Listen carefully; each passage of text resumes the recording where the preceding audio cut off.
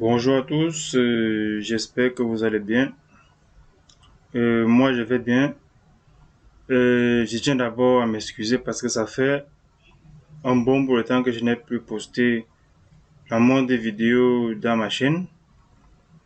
D'abord pour un problème de temps et dans un second temps pour un problème de micro. Dans le micro que j'utilisais avant avait eu un souci, donc du coup, je ne pouvais plus vraiment faire les vidéos même si je voulais parce que en utilisant le micro de mon ordinateur portable, bon, pour moi, ce n'était pas vraiment très optimal. Il y avait quelques déchets avec ça, du coup, pour faire vraiment une vidéo de qualité, il fallait absolument que je passe par un micro externe. Ok, problème résolu. Je suis encore en train de tester ce nouveau micro-ci, dont le micro s'appelle, c'est Boya. Bon, je sais pas si quelqu'un a déjà l'utilisé. Je suis en train de tester ce nouveau micro. Ok, qu'est-ce qui nous intéresse vraiment aujourd'hui? Aujourd'hui, nous allons essayer de faire un travail qu'on avait déjà fait auparavant, mais de manière beaucoup plus simple. On va configurer un portail captif sur PFSense, d'accord? Mais on ne le compliquera pas comme la fois dernière. En fait, la méthode qu'on va prendre cette fois-ci, ça sera une méthode que même un bébé de 2 ans peut voir et implémenter sans toutefois se casser la tête. D'accord? Mais la dernière fois, nous l'avions implémenté sur GNS3. Certains m'ont dit qu'ils n'ont pas GNS3, que ça dérange, que c'est monté, c'est descendu. J'ai dit, ok, ça va. Aujourd'hui, je vais l'implémenter uniquement sur VMware Workstation, la version 17.05. D'accord? Donc, c'est cette version-là que nous allons nous exercer aujourd'hui. Donc, tous ceux qui avaient les difficultés à installer GNS3, je crois que votre souhait sera exaucé. Ok. Bon, avant même d'entrer dans les choses intéressantes, je vais d'abord rentrer sur sur PFC. Je vais d'abord expliquer un tout petit concept. D'accord?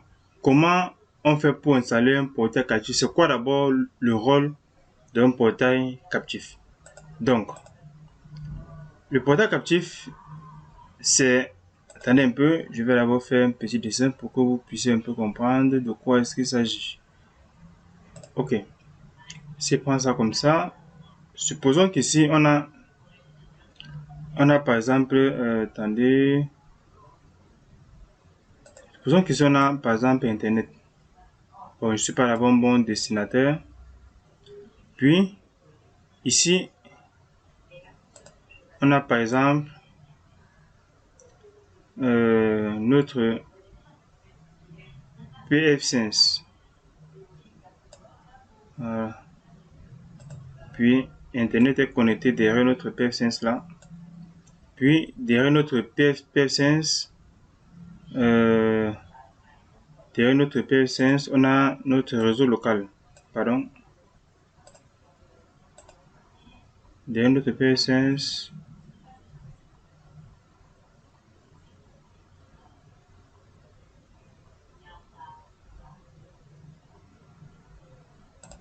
on a notre réseau local là derrière. Voilà. Derrière ce réseau local, il y a plusieurs machines qui sont connectées là. Il y a plusieurs machines derrière qui sont connectées sur PFSense. Ça peut être par un moyen de commutateur ou n'importe quoi. Donc, tous sont connectés là sur notre PFSense.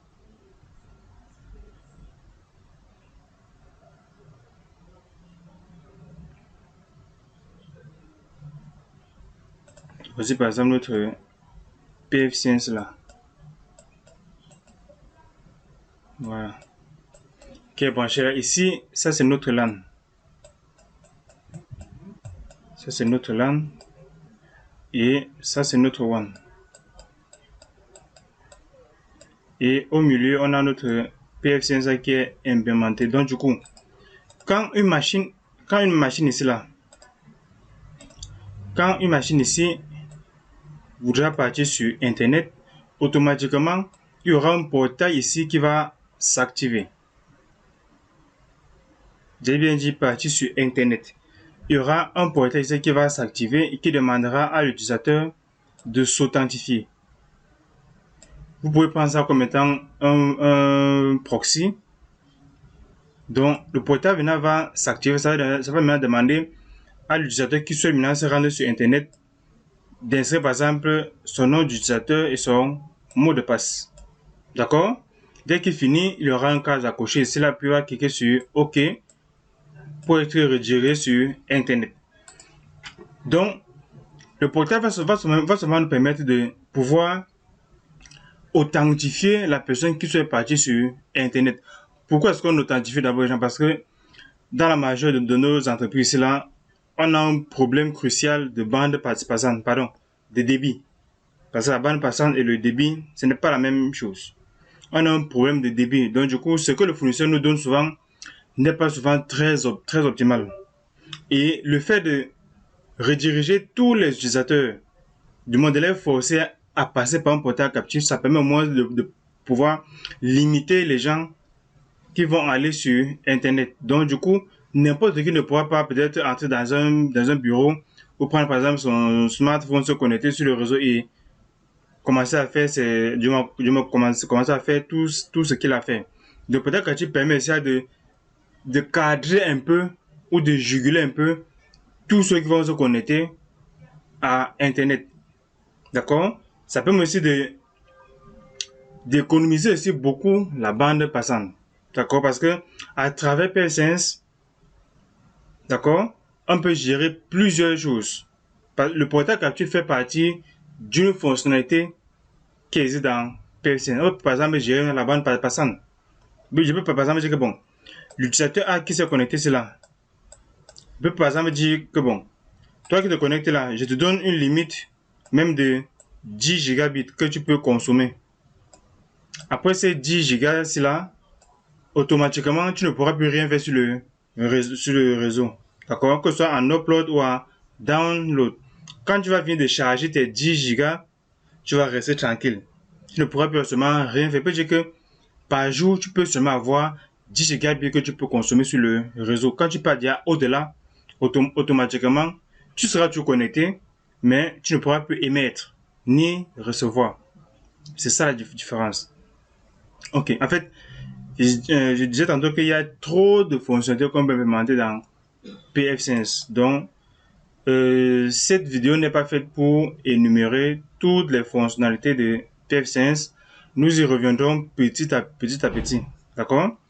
Donc, je peux par exemple filtrer même les sites web que notre utilisateur ACA peut suivre. Et puis dire que bon, tu ne peux même pas sur YouTube, même sur Facebook, c'est moi qui décide. Puis dire que même sur Facebook, tu n'iras pas. Donc, on voit que le problème est encore un peu plus profond, mais nous allons uniquement nous limiter aujourd'hui sur le cas du portail captif. Du coup, j'ai expliqué le principe, c'est seulement un portail qui va s'activer à chaque fois qu'on pourra, du moment qu'on voudra partir sur Internet. Donc, on va s'authentifier, puis on sera directement redirigé sur Internet. Ok, j'espère que le principe est clair. Je l'avais déjà expliqué une fois quand j'avais expliqué la même chose sur GNS 3. Donc, sans plus tarder, nous allons maintenant passer on va maintenant passer à la pratique. Donc, dans notre cas, je vais seulement utiliser deux outils qui sont d'abord notre VMware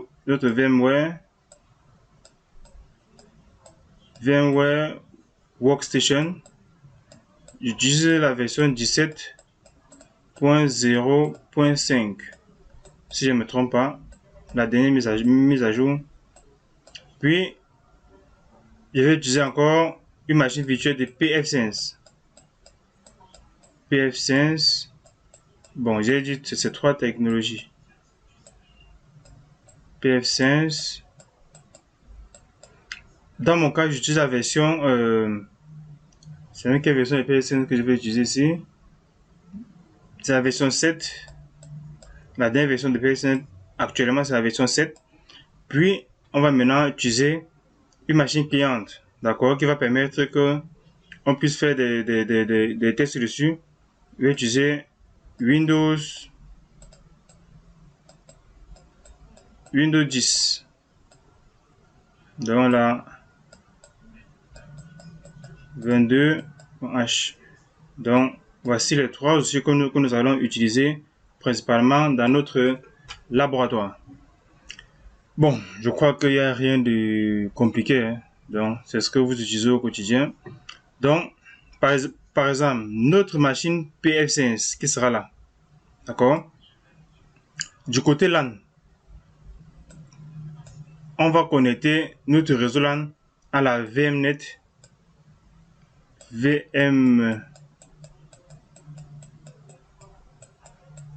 à la VMnet 10.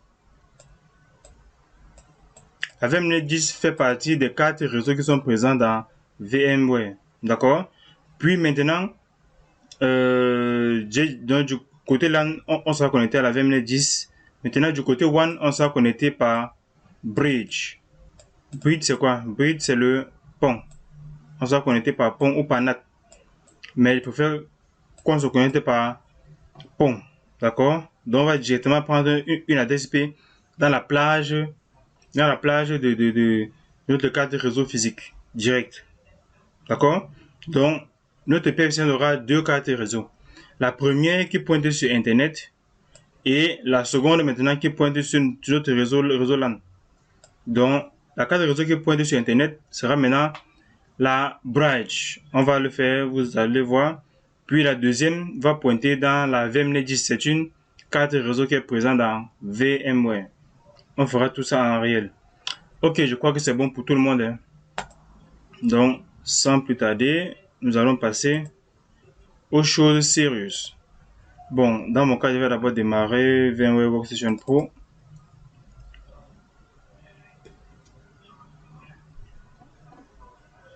Voilà.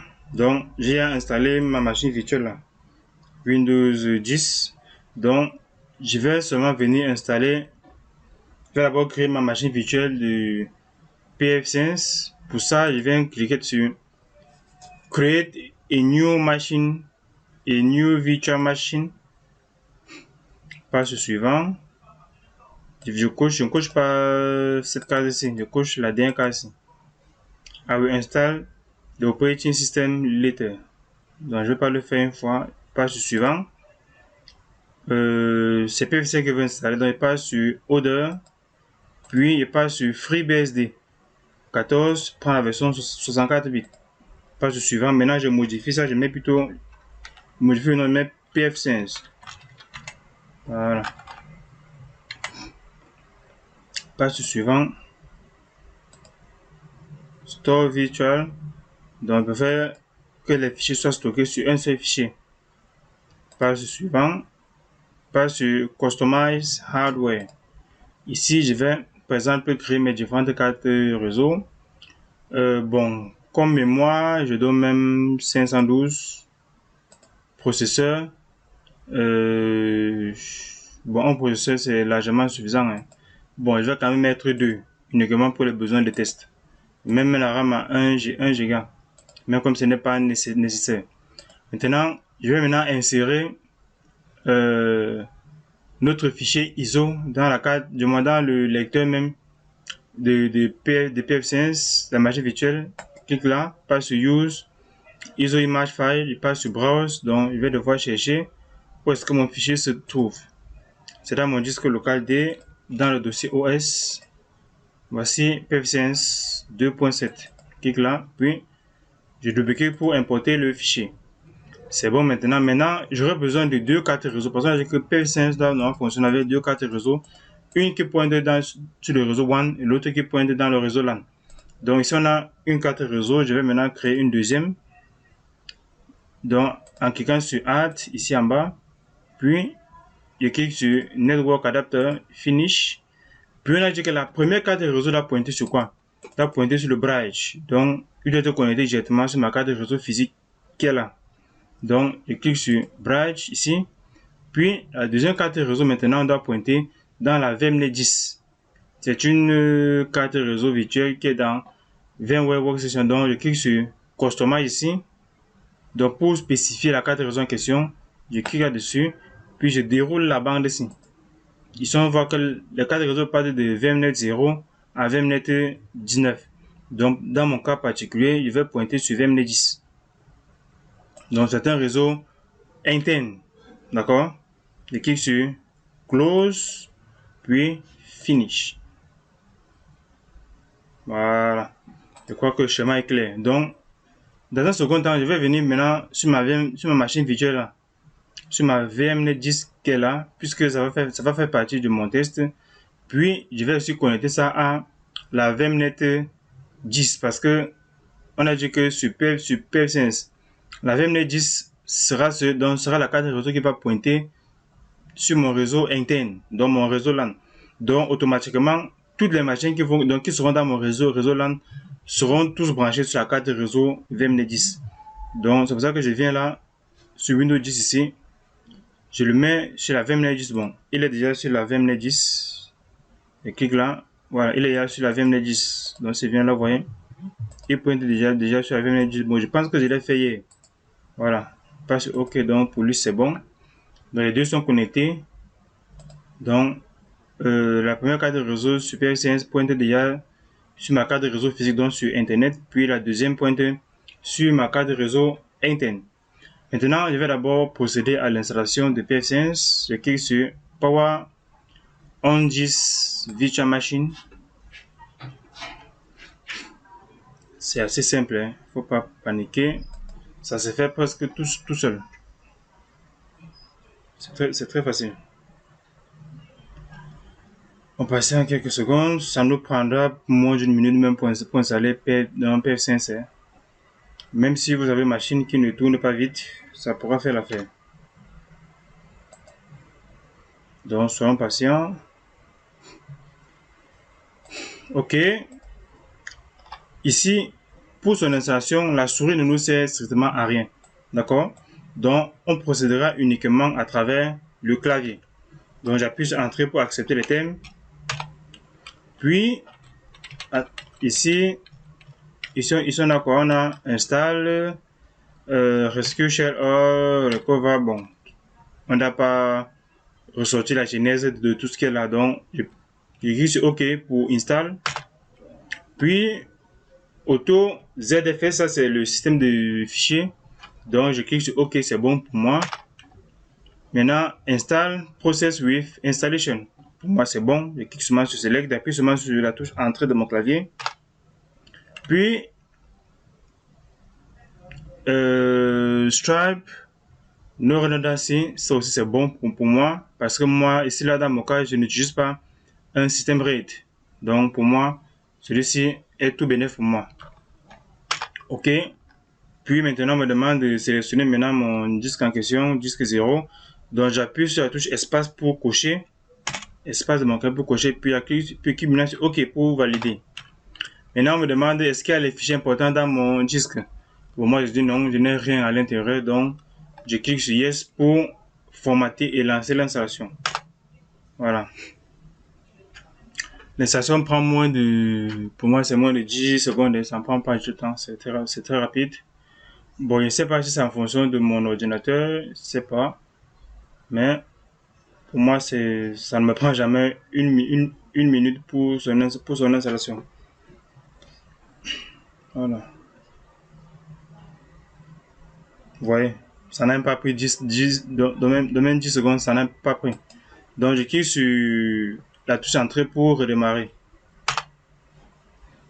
Voilà. Vous voyez que c'était assez simple. Donc, dorénavant, quand vous avez un travail à faire sur PF5, si vous avez un problème sur son installation, suivez uniquement ces différentes étapes-ci. Donc, moi-même, j'ai pris la peine de créer d'abord ma chaîne YouTube parce que j'ai quand même fait un constat assez flagrant, c'est que la communauté française, bon, qui n'est pas française, je ne parle pas de ceux qui vivent en France, hein. Donc, du moins, ceux qui parlent français, du moins, cette communauté-là est minoritaire sur Internet, du moins dans les réseaux sociaux. Donc, du coup, pour trouver certains tutoriels, c'est un peu compliqué. D'autres qui ne veulent pas faire l'effort pour comprendre l'anglais, doivent chercher les tutos en français. C'est pour ça que moi-même, je m'efforce, coûte que vaille, à fournir au moins un contenu plus ou moins acceptable. Bon, c'est vrai que j'essaie aussi d'être aussi visible. C'est tout bénéf pour moi. Et c'est aussi bien pour ceux qui me suivent au quotidien. Je n'aimerais pas vous décevoir. Voilà. OK. Ici, qu'est-ce qu'on constate? On voit que nos deux cartes réseau ont été créées. Si vous essayez un peu d'observer, bon, vous voyez que quand ça finit d'installer, je n'ai même plus le pouvoir sur ma souris. Donc, quand c'est bouge ça n'importe comment, ça ne fera absolument rien. Donc, la carte réseau, mon curseur, le curseur de ma souris est figé dans PF5. Souvent, certaines personnes se trouvent souvent coincées, disent souvent que la machine bug, c'est mon risque. Non, la machine ne bug pas. Pour sortir votre curseur ou votre souris, si vous voulez, dans la machine virtuelle, appuyez simultanément sur la touche contrôle de votre clavier et Alt. Contrôle et Alt, ça va faire que vous sortiez de votre PF5. Ce clic-là, vous voyez que mon curseur est ressorti. Mais si je clique encore sur PF5 là, vous voyez que ça repart. Et même si je bouge encore n'importe comment, je ne pourrai plus rien faire. Donc, contrôle Alt permet de sortir. Voilà. Je crois que c'est clair pour tout le monde. OK. Si nous observons maintenant nos choses ici, on voit qu'il a créé deux cartes réseau. La carte réseau pour le WAN et pour le réseau LAN. Vous voyez? Donc, le réseau WAN pointe sur quoi? Son nom c'est EM0 et la LAN c'est EM1. Maintenant, notre réseau WAN a obtenu une adresse IP par DHCP. D'accord? Donc, il a eu l'adresse 192.168.8.104/24. Ça, c'est une adresse qui est dans la plage de mon réseau Wi-Fi que j'ai présentement à la maison. Donc, maintenant, mon réseau LAN par défaut, j'ai dit bien par défaut, vient avec l'adresse 192.168.1.1/24. Cela, c'est ce qui vient par défaut avec ma carte réseau LAN. Je précise bien LAN. Je dis bien tous les PF5. Par défaut, le réseau LAN vient avec l'adresse 192.168.1.1. Mais, si dans votre adressage, vous avez mis autre chose, ne paniquez pas. Il y a la possibilité de modifier toutes ces adresses IP. D'accord? Surtout côté LAN. On peut modifier. Donc, surtout ne paniquez surtout pas. Donc, j'aimerais qu'on modifie ça d'abord via le shell, donc via l'invite de commande ici, ou on peut le faire directement via notre machine virtuelle. D'accord? Donc, pour se connecter via l'interface web, parce que la véritable configuration de PLC, donc pour configurer les services, on le fait en mode graphique. Ce n'est pas en ligne de commande. On peut juste faire certaines modifications ici là à travers l'invite de commande ici, mais pour faire les vraies configurations, on sera obligé de le faire en invite de commande. Et pour le faire, on va passer par un intermédiaire qui n'est tout autre que notre Windows 10 qui est là. D'accord? Ce sera notre machine pour faire notre configuration. OK. Bon, je termine même là. Je demandais tantôt, est-ce qu'on doit faire les modifications d'abord la DCP à travers notre machine virtuelle ici, à travers notre échelle. On peut tout le faire. D'accord? Bon, c'est aussi important pour vous de comprendre ça maintenant. Donc, je supprime tout ça. Nous allons le faire ici. On va modifier la DCP. Supposons qu'on veut par exemple mettre comme notre réseau LAN, même la 192.168.10.254/24. On veut par exemple configurer, on veut que l'adresse soit l'adresse de notre réseau LAN, que ce soit notre passerelle. D'accord? Donc, on va essayer de modifier ça ici là dans notre ligne de commande. Voilà. Pour ce faire, je clique sur PF5 en question. Puis ici, on a les options. Là. On a... Attendez.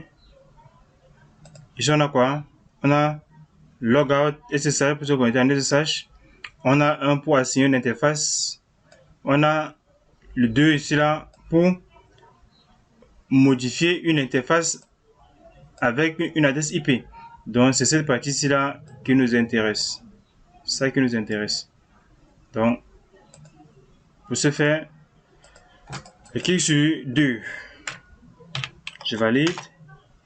Maintenant, il s'agit du réseau LAN. Donc, je vais cliquer sur l'option 2 pour LAN 2. Puis on dit quoi? Configure IP address LAN interface via DHCP. Bon, on me demande si je veux configurer, si je veux avoir une adresse IP sur mon réseau LAN à travers le serveur DHCP. J'ai dit non, je veux faire une adressage statique. Donc, je clique sur, j'écris N pour dire non. Maintenant, Enter a new LAN IPv4 address. Donc maintenant, je vais maintenant donner l'adresse IP. 192.168.10.254. Ça, c'est l'adresse IP que nous, on voulait donner. Je valide. Maintenant, le masque, c'est quoi? On demande 3 fois 255, tout ça, bon. Je vais mettre seulement 24. Pour dire que je vais mettre 3 fois 255 pour rester en slash 24. Je mets 24. Maintenant, on me demande de mettre l'adresse de passerelle. C'est pas nécessaire. Parce que derrière ça, je n'ai pas un autre équipement qui fait office d'intermédiaire. Donc, qui seulement sur entrée pour dire que je ne mets pas. Entrée. Maintenant, configure IP address LAN interface via DHCPv6. Non. L'IPv6 ne m'intéresse pas ici. On me demande de mettre une adresse IPv6, ça ne m'intéresse pas non plus. J'appuie seulement sur entrée. Maintenant, do you want to enable the DHCP server? On me demande si je veux activer le serveur DHCP sur mon réseau LAN. Je le fais maintenant ou pas? En fait, le serveur DHCP, c'est pourquoi? C'est uniquement pour les machines clientes, d'accord? Ça ne sera pas pour la passerelle. Ça sera uniquement pour les machines clientes qui vont se connecter. Ils vont recevoir automatiquement une adresse IP. Est-ce que je l'active maintenant ou pas? Bon, je peux l'activer ici pour que vous voyez, mais au niveau de l'interface graphique, je ferai la même chose pour que vous essayez aussi de comprendre. Je clique sur Y pour dire yes. Maintenant, je dois maintenant mettre quoi? L'adresse IP de départ. Je veux que mes machines qui entrent commencent à recevoir les adresses IP à partir de même de la 10.100. Donc, je mets 192.168.10.100. D'accord? Ce sera la première adresse. Maintenant, je mets l'adresse de fin. C'est maintenant 192.168.10.150. Donc, on n'aura que 50 adresses IP disponibles et je valide. Voilà. Maintenant, do you want to revert to HTTP as the web configurator protocol? Je me demande si je veux procéder à la configuration de mon PVCS via le web. Effectivement, j'ai dit oui. Donc, je mets Y pour valider. Maintenant, j'ai fini. Voilà. On voit que notre adresse IP a été modifiée. Donc, pour ce faire, vu que ma machine cliente, c'est quoi? C'est notre Windows 10. Je vais maintenant me rendre dessus. Puis, je vais démarrer. Comme on a configuré le serveur DHCP dans notre réseau LAN, automatiquement, notre Windows 10 recevra normalement une adresse IP.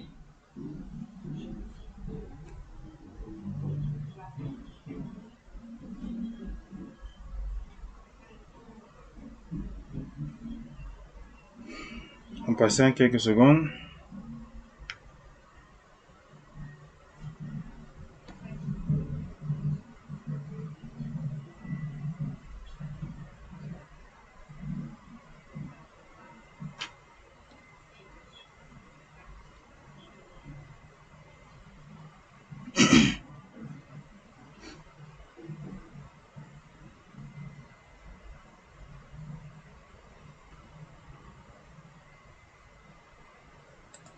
OK. Non. Je mets ça en plein écran.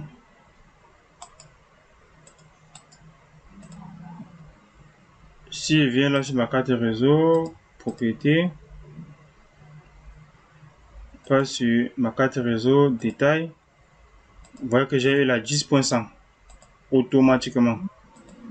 Voilà. J'ai eu la 10.1, donc mon serveur DHCP fonctionne très bien. Donc maintenant, si j'essaie un peu de pinguer mon PF5 CMD, puis fait ping 192.168.254. Vous voyez que j'arrive à joindre PF5 sans problème.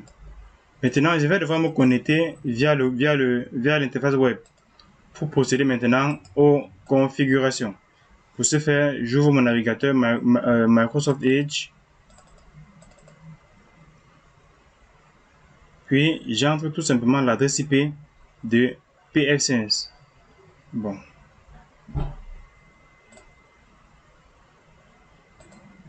Voilà. Donc, pour ce faire, ici, dans cet onglet, j'entre tout simplement l'adresse IP de PF5. C'est 192.168.10.254. Et je valide. Vous voyez, automatiquement, je suis redirigé vers la page d'authentification de PF5. Ici, par défaut, le nom d'utilisateur c'est admin. Et le mot de passe c'est tout simplement PF5, tout en minuscule. PF5. Et je valide. Vous voyez que c'est simple. D'accord? Donc, on va seulement faire une petite configuration. Ce n'est pas une configuration en tant que telle. Je passe sur suivant. Suivant, patiente. Suivant, oui. Bon. Je laisse tout ça par défaut et je le modifierai. Même le nom de domaine, je ne le modifie pas. Je laisse tout ça comme ça et passe sur suivant. Bon, pour la time zone, bon, c'est que je suis à Yaoundé. Donc, ici, il n'y a pas Yaoundé, il n'y a que Douala ici. Douala quelque part là. Passe sur Africa. Sur Cameroun, à Douala plus précisément. Bon.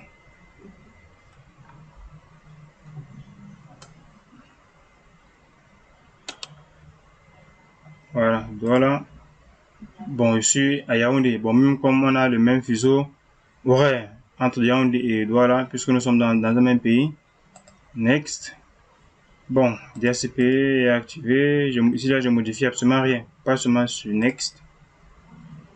Ici aussi, quittant ici, je peux aussi modifier mon adresse IP. Je peux mettre même la 253 si je veux. Donc, ici, là, je laisse ça par défaut. Je ne modifie pas. Pas sur suivant. Ici, on me demande quoi? Il y a un warning qui est là, un avertissement dit que the admin account password is set to the default value. Donc, on demande qu'on change automatiquement le mot de passe par défaut qui est PF5. Donc, ici, met par exemple 1, 2, 3, 4. Ça, c'est uniquement pour les besoins de test. 1, 2, 3, 4. Puis, suivant. Puis, maintenant, je redémarre.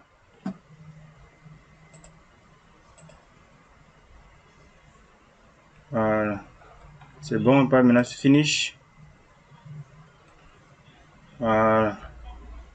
C'est bon maintenant. Maintenant, c'est bon. D'accord? En fait, si on venait plutôt modifier l'adresse IP depuis l'interface graphique, là, je serais obligé d'abord de venir dans ma carte de réseau ici, puis passer dans les propriétés, mettre une adresse IP dans la plage de l'adresse de PF5. On sait que par défaut, ça vient avec combien? Ça vient avec la 192.168.1.1. Donc, je vais par exemple venir ici mettre même la 1.2. Puis commencer à me connecter d'abord, puis modifier la DSP et configurer mon serveur DSP et tout ce qui va avec là. Ici, on voit que normalement, j'ai accès à Internet. Je fais par exemple un ping là, google.fr. Bon, pas encore. Ce n'est qu'apparent. Bon, je vais partir configurer le DNS et tout ce qui va avec. Maintenant, je pars maintenant sur service, pas sur DHCP serveur. Je viens là. Vous voyez que ici, c'est par exemple pour configurer le serveur DHCP. On l'a déjà fait en mode en ligne de commande. Ici, on pourrait le faire de manière identique. Ici, on dit quoi? Ici, on range, ici que le range commence où? à la 10.10. Est-ce que c'est vrai? Normal, c'est à 10.0, pas à 10.100. Donc, je vais encore modifier. Ici, on a que ça va comme 150. Je descends maintenant. Ça, c'est la page de début. Ça, c'est la page de fin. Maintenant, bon, comme DNS, j'ai même ma propre adresse IP 192.168.10.254 comme mon DNS. Puis même là, 8.8.8.8. Même là, 8.8.4.4. Voilà. Voici mes trois serveurs DNS. Puis, cliquez sur Save. Ça va encore modifier les choses. Voilà. Maintenant, je configure maintenant mon serveur DNS. Sur DNS Resolver. Même ici, je ne vais presque rien modifier. Hein. Je laisse tout ça par défaut. Pas sur Save. Voilà. Save.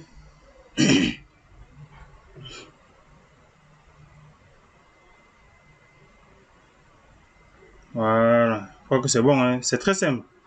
Ça fait partie des étapes pour configurer le portail captif. Donc, pour configurer le portail captif, on a d'abord configurer le serveur DHCP. Puis, on a maintenant configuré le DNS. Bon, je vais par exemple venir ici à ajouter un autre. J'ajoute, mais j'appelle ça par exemple qui est encore là. Même PF5. Puis, le domaine c'est même isa.us. Ici, la DCP c'est la 192.168.10.254. Donc, j'ai créé un autre dans le serveur DNS ici. Ça, c'est le serveur DNS qui est local à PF5. Du coup, je pourrais faire une résolution de nom avec. Pas sur Save, Apply Change.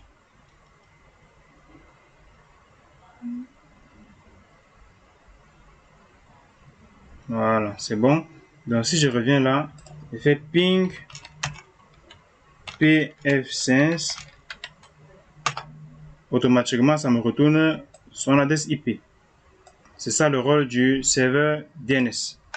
Donc, quand on ping une adresse IP, automatiquement, quand on ping son nom de domaine, on doit retourner automatiquement quoi?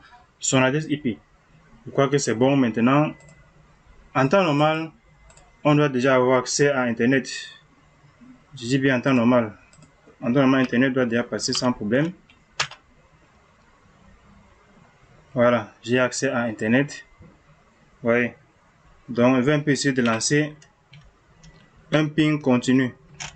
-T. Je lance un ping continu avec l'option -T. Qui est là. Maintenant, je réduis ça. On voit que s'il vient même là, tu as même youtube.fr, je serai redirigé vers YouTube. Vous voyez, pour l'instant, tout fonctionne très bien. Vous voyez que il n'y a aucun portail qui s'active ici là pour dire qu'on doit insérer que ce soit un mot de passe ou n'importe quoi, rien. D'accord? Donc pour l'instant, on peut partir sur Internet comme on le veut. Maintenant, je rentre encore dans mon PF5 là. Je rentre maintenant configurer mon portail captif. Pour ça, je pars dans l'onglet Service, pas sur Captive Portal, puis je passe sur Ajouter. J'appelle ça même portail. Je descends maintenant, j'appelle ça même portail captif. Puis je passe sur Save. Maintenant, je vais insérer, je l'active d'abord. Puis je veux que quand je vais maintenant partir sur Internet, d'accord, puisque c'est le LAN qui est concerné. Donc, quand une machine qui est dans le réseau LAN fait partir sur Internet, le portail doit s'activer. Donc, ici, je dois cocher quoi? LAN. Parce que ça va concerner uniquement le réseau LAN. Le coche là sur LAN. Bon, ici, là, je laisse tout ça par défaut. Je dis que ici, on faisait une configuration simple que tout le monde doit comprendre. Je coche rien, je laisse là par défaut. Logo pop-up, bon, je peux aussi activer ça sans problème. Bon, sur la authentification, je mets aucun lien. Après authentification, bon, je mets aussi rien. Il peut même dire que après authentification, il peut partir même sur Google. Bon, généralement, je laisse ça par défaut. Hein. pour que tout le monde comprenne bien. Je laisse, donc je modifie rien ici. Il y a encore quoi? Bon, ici le filtrage d'Adesmac que je coche aussi. Pour l'instant, on ne customise pas la page d'authentification. Je laisse tout ça par défaut. Il y a encore quoi? Ici, tout utilisateur doit se connecter via la base de données locale. N'oubliez pas qu'on peut authentifier les utilisateurs en passant soit par un serveur externe, soit par un serveur local. D'accord? Donc, serveur local, c'est que je vais créer les utilisateurs dans mon serveur interne. Donc, dans PF5, puis ils seront authentifiés à base de ça. Ou encore, je peux même passer par un serveur Radius, si je veux. Même PF5 a un package qu'on appelle Free Radius qu'on peut installer et qu'on peut installer et authentifier les clients dessus. Donc, dans ce cas pratique, c'est pas ça qui nous intéresse. Donc, je clique ici sur Authentication Server de par sur Local Database. On peut toujours passer par un serveur secondaire, mais ça ne nous intéresse pas pour l'instant. Bon, je laisse tout ça par défaut, je passe sur Save. Mais, n'oubliez jamais de lire ça. On dit toujours, don't forget enable, par exemple, to enable DHCP server on Captive Portal Interface. Make sure that default maximum DHCP list time high. Donc ici, on demande de faire quoi? N'oubliez jamais d'activer le serveur DHCP sur le réseau local où le portail captif doit intervenir. Donc, on doit configurer le serveur DHCP sur ce réseau local-là. Et c'est ce qu'on a fait. Donc, on doit aussi oublier de configurer. Pardon, j'ai ma souris là qui me dérange un peu.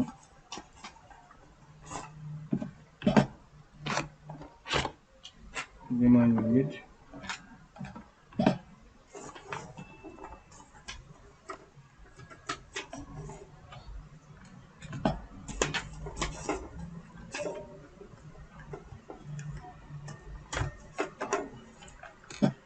Bon, il n'a pas l'air de vouloir fonctionner.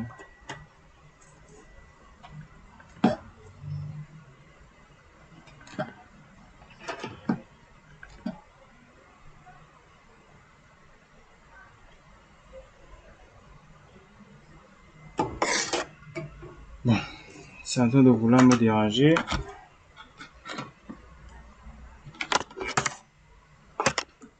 Je branche mon disque dur. Je le branche là. Voilà, je crois que c'est bon maintenant. Voilà. Donc, il clique tout simplement sur Save. Donc, n'oubliez jamais ça. C'est pour ça qu'au départ, j'ai d'abord configuré le serveur DHCP. Et à la fin, j'ai configuré mon serveur DNS. Donc, ne l'oubliez jamais. Sinon, ça ne va pas marcher. Clique sur Save. Voilà. Maintenant, une fois que j'ai maintenant activé mon portail captif, vous allez maintenant voir que les pings ne passent plus. C'est bien là. Bon, j'arrête un peu. CTRL C.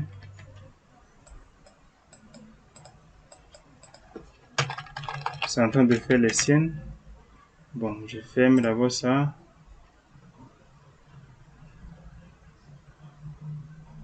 Voilà. Puis je vais encore ouvrir.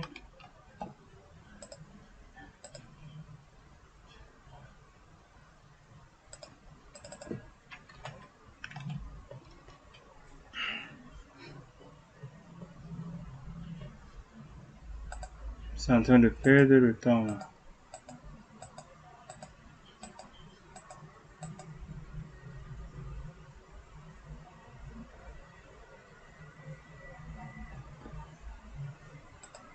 Voilà. Invite de commande. Fait ping. Ah oui, c'est le clavier qui ne fonctionnait pas. Qu'est-ce qui ne va pas avec ça aujourd'hui?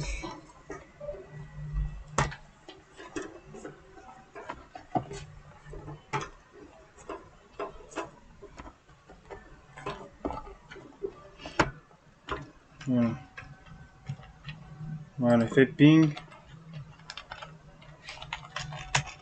Google.fr.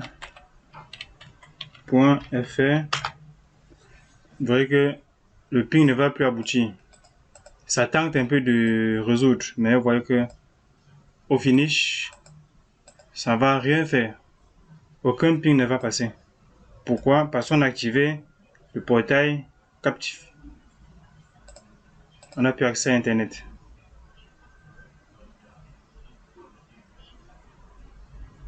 Internet ne passe plus.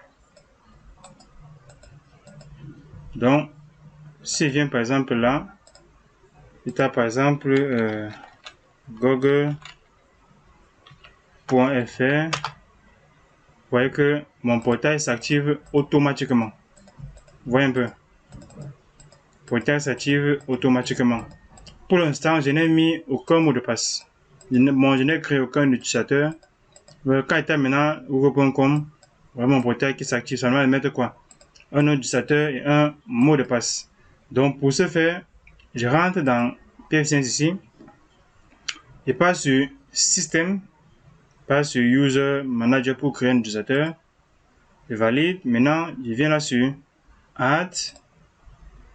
Je vais par exemple créer, j'appelle ça même Paulin, qui est mon prénom.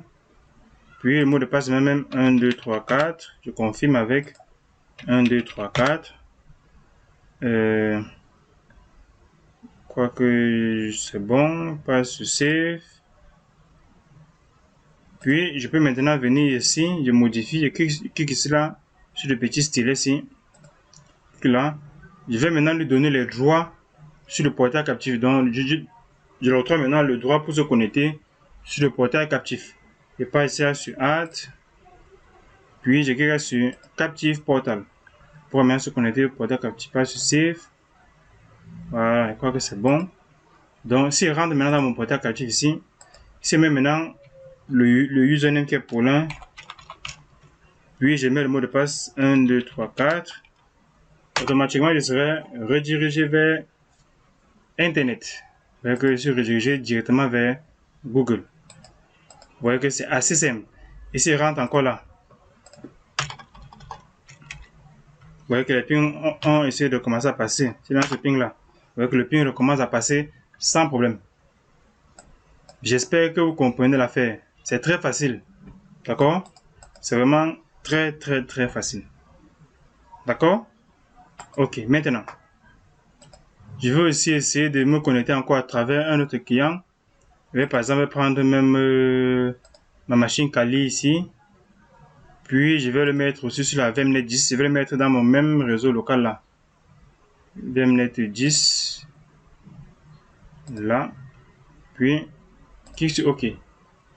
Je démarre.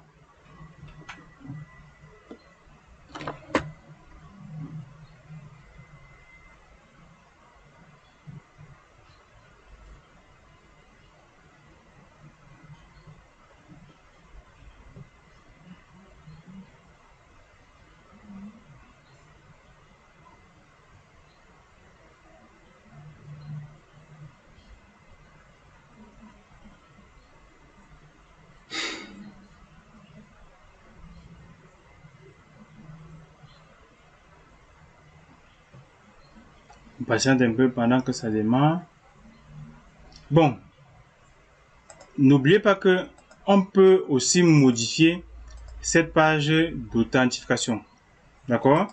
Si par exemple la page qui était là ne vous intéressait pas, on peut aussi trouver une autre méthode pour gérer ça.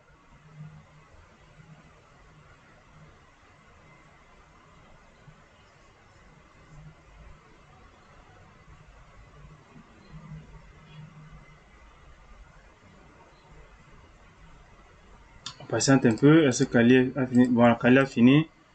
Je me connecte. Kali. Voilà.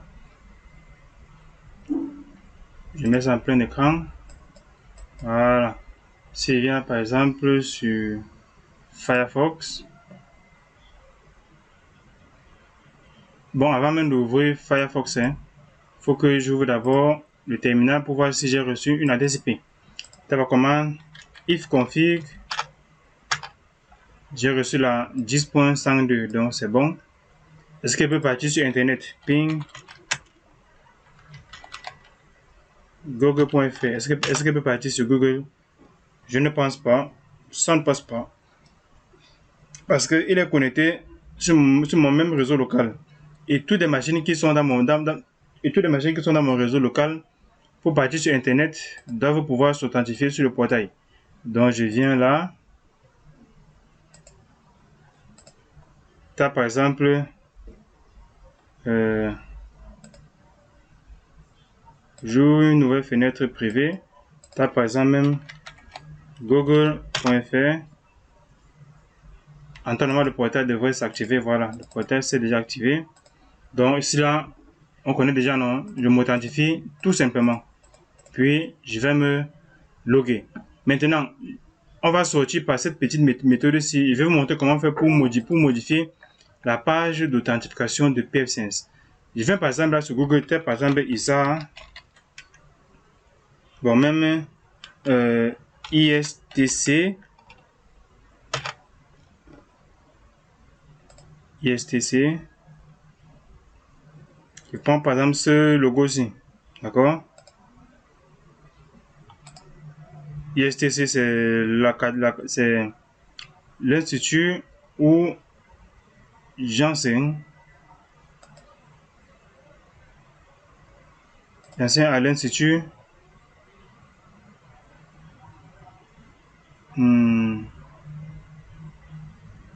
Voilà, ça a été chargé. J'enseigne à l'Institut des sciences et... non, c'est pas celui-ci. Donc, je suis à l'Institut supérieur de technologie et de commerce, ISTC. Ou encore, ISA Academy. Je crois que tout le monde ici connaît ISA Academy. ISA Academy avec ce logo-ci, c'est la même maison. Il n'y a pas de différence. Maintenant, j'aurais encore besoin d'une autre image. D'une autre image de fond. Et pour ça, je viens dans ma machine ici. Je pense que je peux trouver ça plutôt ici chez moi. Image 4K. Je peux prendre même une image assez parlante là. Je sais pas trop ce que je vais prendre ici. Je cherche une image qui vaut au moins quelque chose. Bon. Je sais pas. Vous pouvez m'aider hein, à trouver une bonne image là.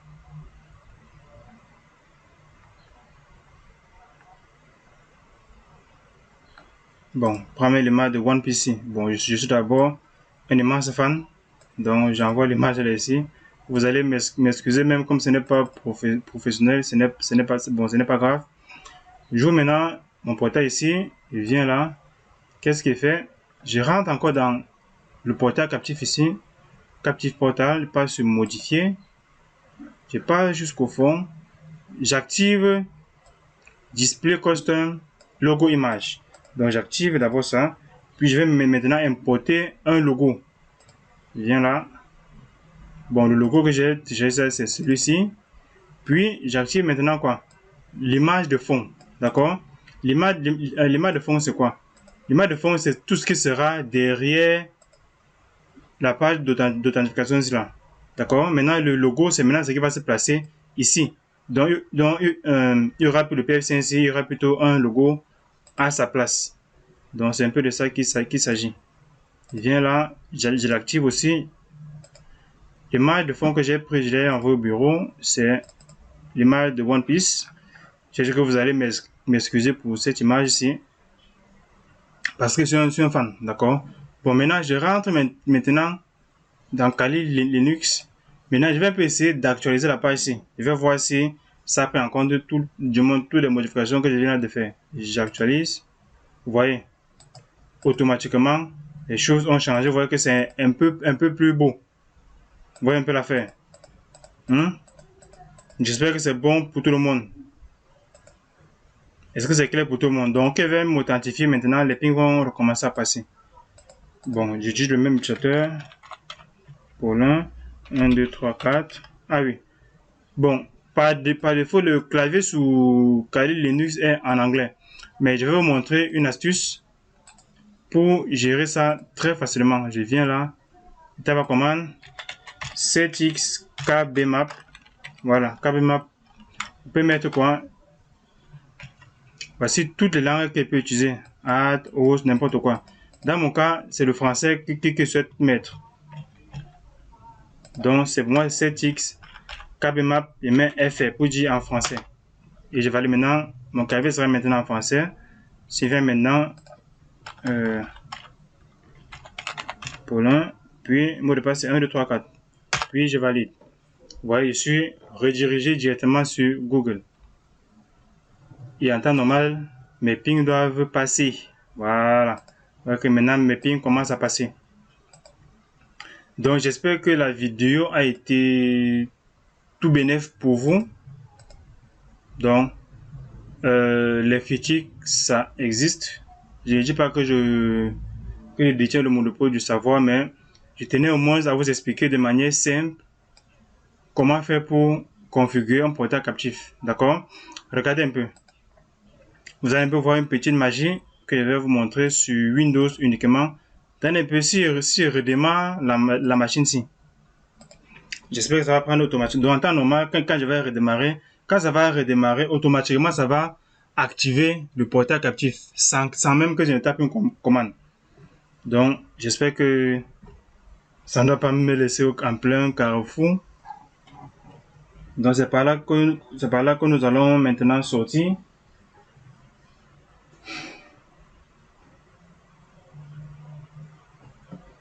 On patiente.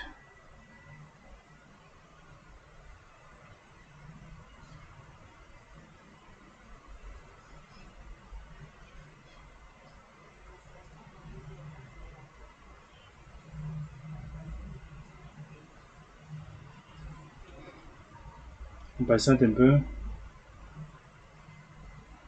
Voilà, ça a déjà démarré. On patiente.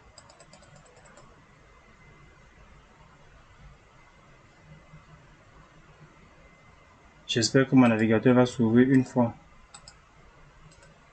Si ça ne s'ouvre pas une fois, ça ne sera pas grave. Hein. Ça ne sera pas grave.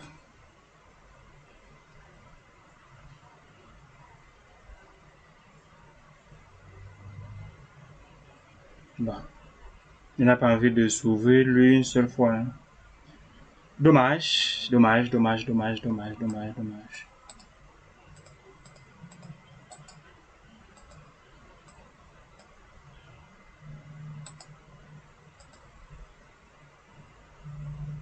Bon, je patiente encore quelques secondes. Peut-être qu'il va monter.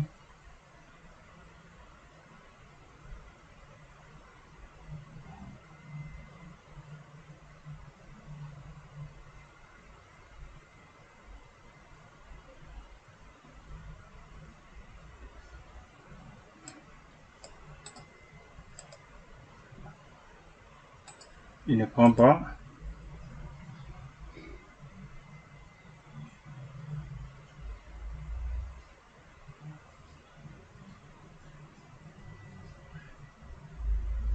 Bon, on se connecte.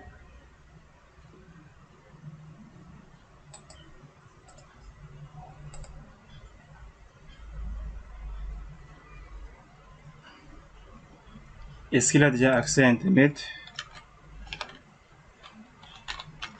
Ping, google.fr. Oui, puisqu'il était authentifié. Donc, j'espère que... Ah oui, je pense qu'il l'a fait parce qu'il était déjà authentifié. Attendez un peu, 192.168. Bon, je me reconnecte encore sur le portail. Admin. 1, 2, 3, 4. Je vais par exemple venir ici. Ici, je vais par exemple sur statut. Je passe sur Captive Portal ici. Ici, ça me dit qu'il y a 2 personnes qui sont connectées au portail. D'accord? Voilà. Donc, je vais ici, je vais retirer tout le monde. Puis, je redémarre encore ma machine virtuelle.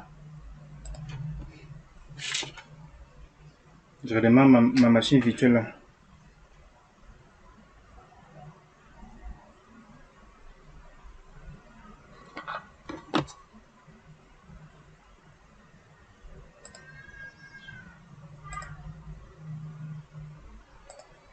Je crois que c'est bon.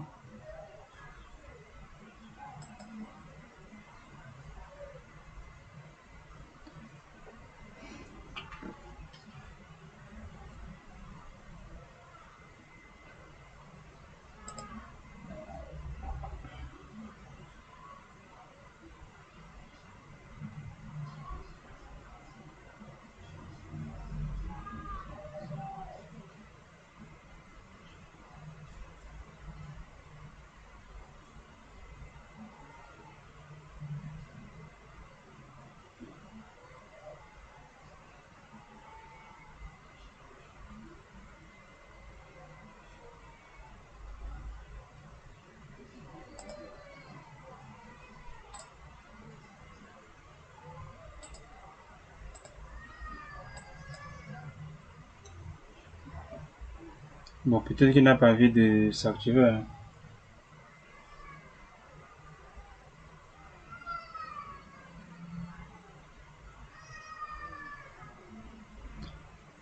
Bon, je pense que la vidéo a déjà pris assez de temps comme ça.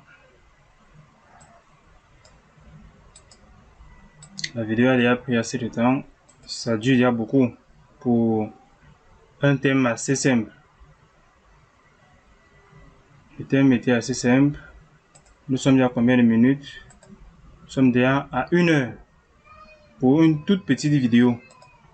Donc, je pense moi-même que j'ai un peu appuyé sur le bouton déranger. Donc, j'espère que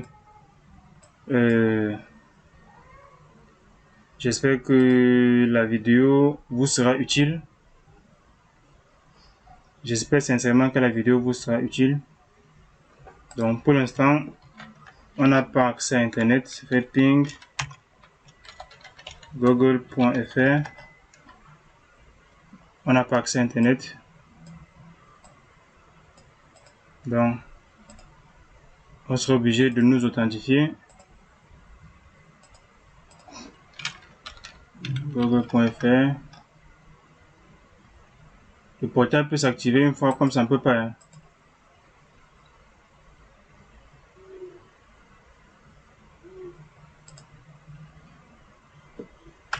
Tiens seulement là.